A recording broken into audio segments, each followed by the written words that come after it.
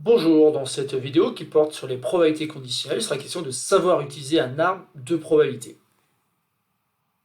Et l'exercice que je vous propose de résoudre est le suivant. Donc, pour engager des stagiaires, une entreprise organise des tests de sélection. Parmi les candidats qui se présentent aux épreuves, il y a 60% de garçons. Après avoir pris connaissance des résultats des tests, l'entreprise engage 70% des garçons candidats et 80% des filles candidates. On choisit un candidat au hasard et on définit les événements suivants. Donc l'événement F, qui est le candidat est une fille, l'événement G, le candidat est un garçon, et l'événement E, le candidat est engagé. Donc dans un premier temps, il faudra traduire les données en termes de probabilité. Ensuite, il faudra représenter la situation par un arbre pondéré. Et enfin, il faudra calculer la probabilité que le candidat soit une fille et qu'elle soit engagée comme stagiaire. Donc je vous conseille d'essayer de faire ce petit exercice sur une feuille et simplement après vous pouvez lire la suite de la vidéo. Premièrement, il faut traduire donc les données en termes de probabilité. Donc ici on a trois événements qui ont été nommés, notamment l'événement le candidat est un garçon, ça tombe bien ici. La probabilité de l'événement G, la probabilité que le candidat soit un garçon, est donnée puisqu'on sait qu'il y a 60% de garçons. Donc je vais pouvoir écrire la probabilité de G est égale à 60%. Donc 60% que je peux écrire 0,60 ou 0,6. Ensuite, je remarque qu'ici il y a un 70%. Donc relisons la phrase. Après avoir pris connaissance des résultats des tests, l'entreprise engage 70% des garçons candidats. Et donc ça, il faut bien l'interpréter. Il faut comprendre ici qu'on est sur une probabilité conditionnelle, c'est-à-dire qu'en fait, parmi les garçons, 70% ont été engagés. Ça veut dire tout simplement que on nous donne la probabilité de l'événement E sachant G. En effet, c'est la probabilité que le candidat soit engagé, sachant que c'est un garçon.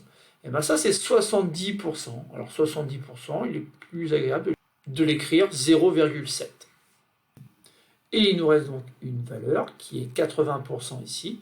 Et là, je vous conseille de relire la phrase. Après avoir pris connaissance des résultats des tests, l'entreprise engage 80% des filles candidates. Et bien là encore, on est sur une probabilité conditionnelle. Sachant que c'est une fille, quelle est la probabilité que le candidat soit prise ou la candidate soit prise. Et donc ici, c'est la probabilité sachant F, la probabilité de l'événement E. Et donc ça correspond à 80%, ou encore en écriture décimale, 0,81 ou 0,8. Voilà donc les données de l'exercice écrites à l'aide de termes de probabilité. Autrement dit, ici on a une probabilité d'un événement G, et là après on a deux probabilités conditionnelles. Ça va nous permettre de répondre à la deuxième consigne, qui est de représenter la situation à l'aide d'un arbre pondéré.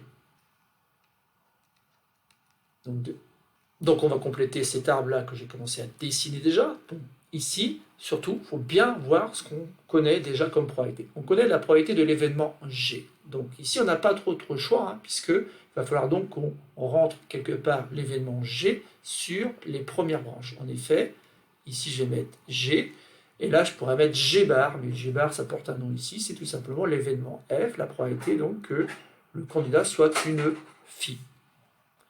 Et ensuite, je vais mettre les événements E et E bar. E et E bar. E, c'est l'événement, le candidat est engagé. E bar, c'est l'événement, le candidat n'est pas engagé. Donc la probabilité de l'événement G, je vais pouvoir l'inscrire ici, c'est 0,6. La probabilité de l'événement E sachant G, je peux l'inscrire, puisqu'en fait c'est bien ce que je dois mettre sur cette branche-là, parce que c'est bien la probabilité de l'événement E, sachant que G est réalisé. Donc ici j'ai 0,7. Et de la même façon, j'ai la probabilité de l'événement E, ça tombe bien, sachant F, c'est vraiment ce que je peux mettre ici, en termes de probabilité, c'est bien 0,8. Alors ça, c'est bien de l'avoir fait comme ça, parce que si je l'avais fait autrement, ça ne marchait pas.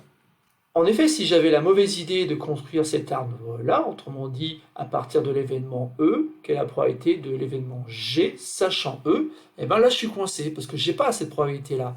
Et P de G sachant E, attention, ça n'a rien à voir avec la probabilité de l'événement E sachant G. Les deux notations se ressemblent, mais je vous demande de faire très attention et de bien différencier en fait qu'on est sur deux probabilités qui n'ont rien à voir. Et donc ici, je suis coincé, parce que la probabilité de façon de l'événement E, la probabilité que la personne soit engagée, eh ben, je ne la connais pas à ce stade de l'exercice. Et donc il faudra faire attention, lors de la construction de l'arbre, on ne peut pas faire n'importe quel arbre, celui-ci on ne peut pas le compléter avec les probabilités de l'énoncé.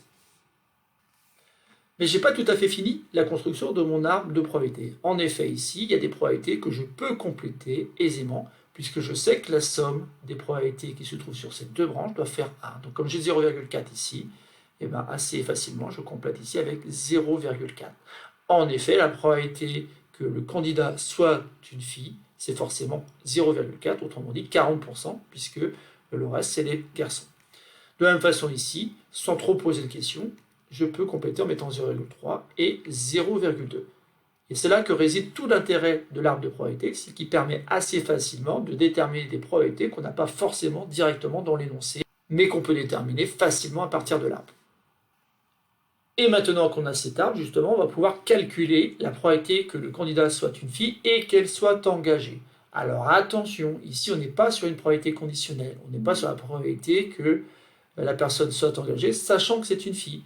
Parce que ça serait embêtant, on aurait déjà la valeur ici qui est donnée, qui était de 0,8 sur 80%. Non, on est sur la probabilité d'un événement qui correspond à l'intersection de deux autres événements, puisqu'on reconnaît ici le « et ». Donc on nous demande de calculer la probabilité de l'événement F inter E. Et la probabilité de l'événement F inter E, en fait, c'est tout simple. Il suffit simplement de voir sur l'arbre quel est le chemin qui permet de réaliser F et E à la fois. Je l'ai repassé en couleur ici. Ça correspond tout simplement au produit de l'événement F multiplié par ce 0,8. Il est vrai, mais c'est tout simplement la probabilité de l'événement E sachant F. Donc si on fait le calcul, ça se fait très bien, c'est 0,4 multiplié par 0,8 qui fait en fait 0,32, soit 32%. Donc la probabilité que le candidat soit une fille et qu'elle soit engagée comme stagiaire, c'est 32%. Voilà, c'est tout pour cette petite vidéo. Il est clair qu'en fait, on pourrait poser d'autres questions afin de vérifier que vous avez bien compris comment fonctionne cet arbre, mais il n'était pas question ici d'un exercice d'aller plus loin.